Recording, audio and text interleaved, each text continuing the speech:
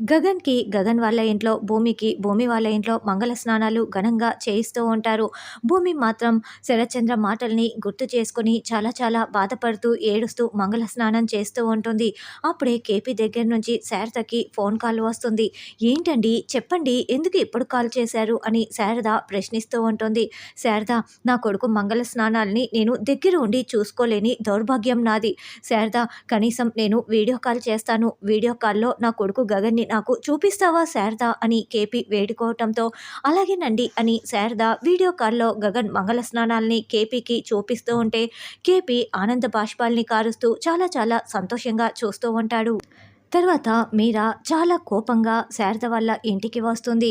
"ఏంటి మీరా ఇలా వచ్చావు?" అని శారద ప్రశ్నిస్తూ ఉంటుంది. అంతకుముందే అపూర్వ మీరాని చాలా రెచ్చగొట్టి ఉంటుంది.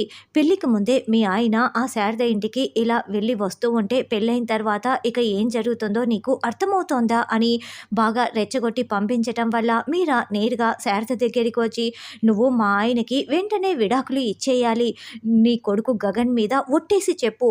నువ్వు విడాకులు ఇస్తేనే ఈ పెళ్లి జరుగుతుంది" అని మీరా చెప్తూ ఉండటంతో ఇక శారద ఏడుస్తూ మీరా చేతిలో చెయ్యి వేసి ఒట్టు వేసి మరి "నేను పెళ్లికి ముందే ఆయనకి విడాకులు ఇస్తాను" అని మాట ఇచ్చేస్తుంది. హమ్మయ్య అంటూ మీరా చాలా సంతోషంగా అక్కడి నుంచి వెళ్తుంది. ఈ విషయం తెలుసుకున్న అపూర్వ అయితే ఎలాగైనా సరే ఇప్పుడు శారద కేపీ మధ్య విడాకులు వచ్చేస్తాయి అని అపూర్వ చాలా చాలా సంతోషపడుతూ ఉంటుంది. అలా మాట ఇచ్చేసిన తర్వాత శారద కుప్పకూలి ఏడుస్తూ ఉంటుంది.